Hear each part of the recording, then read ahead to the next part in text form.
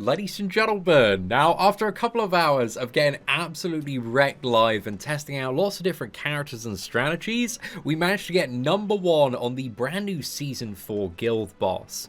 So on the Extreme version and all the other versions so far, it seems like the go-to team is using any version of Diane. Ideally the red one's the best, but the red one's also very rare for a lot of people. So if you have multiple copies of the green one or the blue one, like they work really well, but it's a Giant Diane. You also want Green Drole. Green Drole, absolutely beast mode character for this fight, going to be your main damage dealer for the most part. Also Matrona, mainly for her passive to buff up Diane and Drole by 25% and increase their basic stats by that. And also Merlin, ideally with the Tamio Association for healing, but even if you don't have that, it's still absolutely fine. But yeah, Tamio Association is really clutch for keeping her alive, because again, she's not going to have the additional stats of being like a giant character.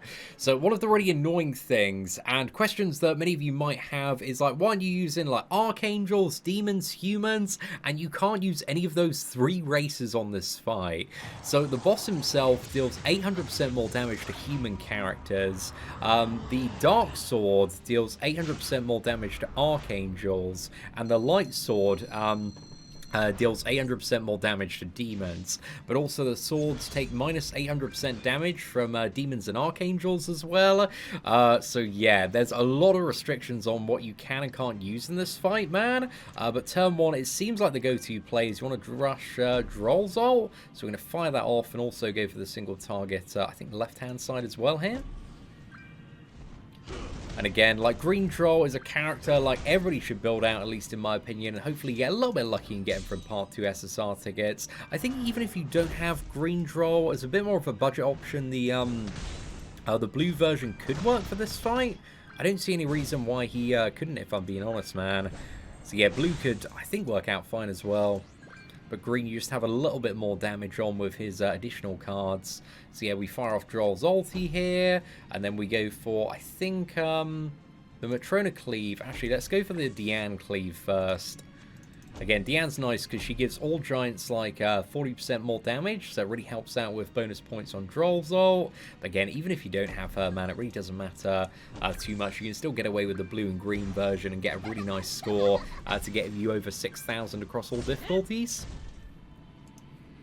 Right, so we fire off Drole's ult there, and then we've actually pushed him into final phase. So yeah, you need to get the 2 swords down, and then you go into final phase. And final phase, he just is capped at, what was it, 33% of his maximum health from any single attack.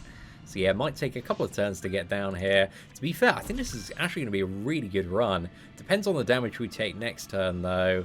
But let's go for, I think, 2 Diane cards, get the ult there, get on Matrona as well, and then let's fire off Merlin's Drain card.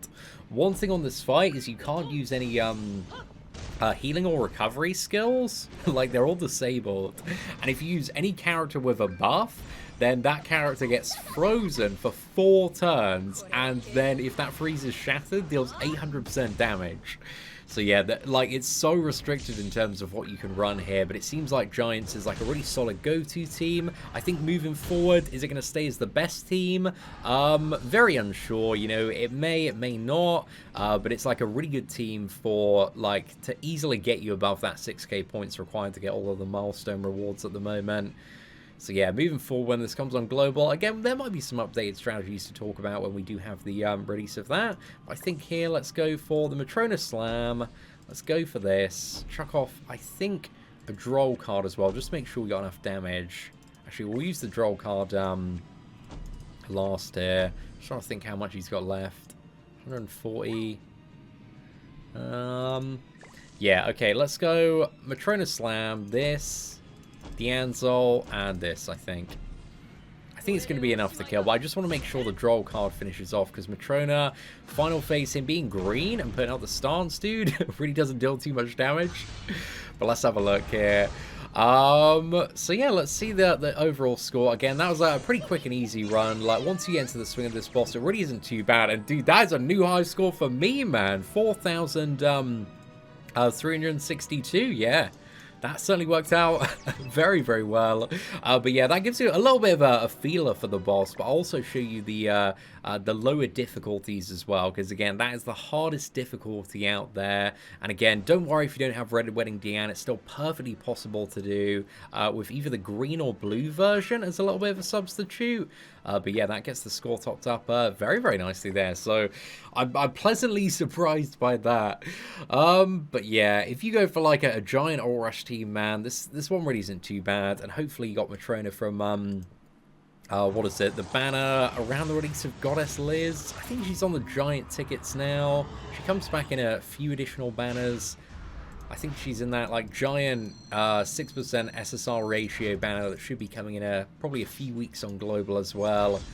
But she's also in the Lolly Merlin banner, and I think she might be in the part 2 as well, at least to the best of my memory. So here, the annoying thing is, this one, the Dark Sword has a chance to actually attack disable first turn, and yeah, that's just very annoying to deal with like the follow-up stuff. So yeah, I think we go for this, and let's single target the red one this time as well. But yeah, Droll's just beasting here, man.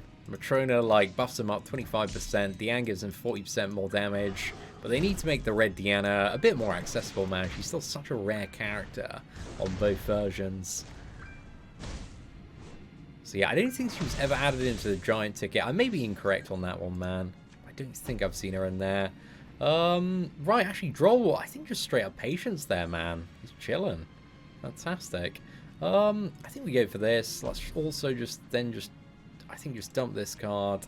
Dump this card as well. And then next turn, we should have enough damage to finish off, because the attack disable only comes from the Dark Sword.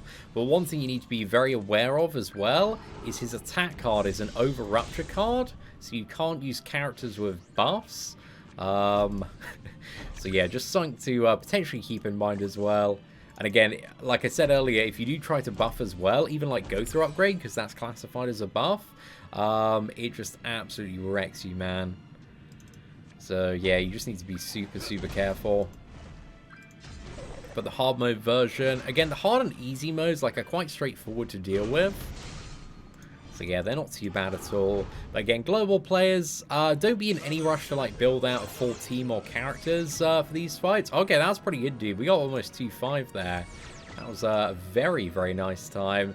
There's currently like weekly achievements to do it with like, I think 4 SR team and also 3 characters. I tried 3 characters earlier, and it just really did not work out well at all, man. Because you lose so many additional points from the reduction in combat class and overall health, and also it takes like a couple of additional turns as well. So yeah, it was terrible, man. It was really, really terrible. But anyway, let's move on to normal. I'll just show you the easiest version as well, but like I feel like after all the testing, we're using health food here. And again, my Korean account, which I recently picked up from a subscriber that quit their KR version, is stacked, boys. Absolutely stacked. So yeah, it's not quite as stacked as my global account, dude. My global account is still the goated out of my 3 accounts, but I now have a Korean account, a JP account, and the global account. So yeah, we're going a little bit ham, man. But you know, I'm thinking if there's stuff to do on all 3 versions, it's nice to have the option to be able to yeah, go between the 3 of them. Okay, so again, first turn we're just going to move around the Drole card here. Go for this. I think I'm actually going to save this one for next turn. Actually, I'm going to get attack disabled. So might as well just fire it off on the right-hand side here. But yeah, Drole beast mode for this fight, man.